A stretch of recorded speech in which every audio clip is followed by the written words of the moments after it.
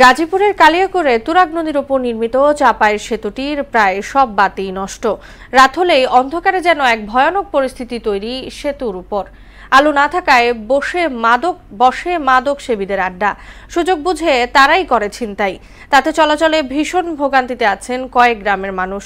দ্রুতই ব্যবস্থা গ্রহণের আশ্বাস প্রশাসনের। আলহাজ হোসেনের প্রতিবেদন, জানাচ্ছেন আফরিন পপি।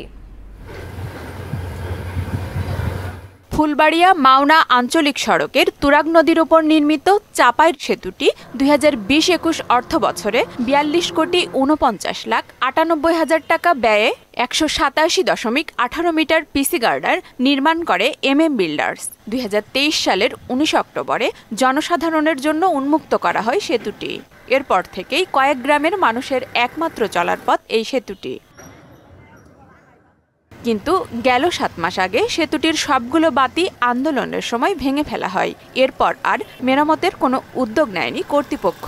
এতে দিন দিন ঘটছে দুর্ঘটনা ও ছিনতাইয়ের মতো ঘটনা। চাপাই সেতুটা তো মনে করেন অনেক বিভিন্ন জায়গা থেকে গাড়ি ঘোড়া চলাচল করে।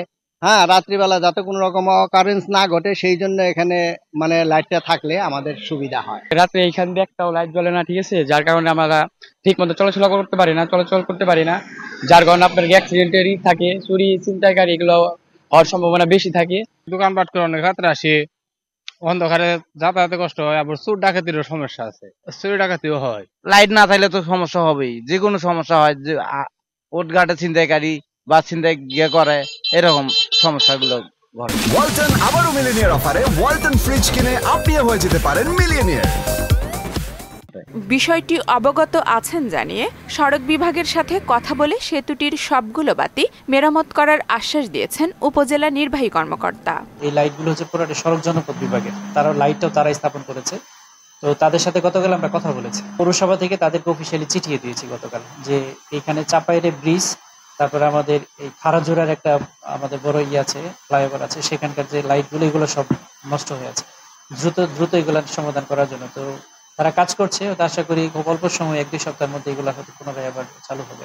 দ্রুত সেতুটি আলোকিত হবে এবং নির্বিঘ্নে মানুষ চলতে পারবে, এমনটি প্রত্যাশা পথচারী ও স্থানীয়দের।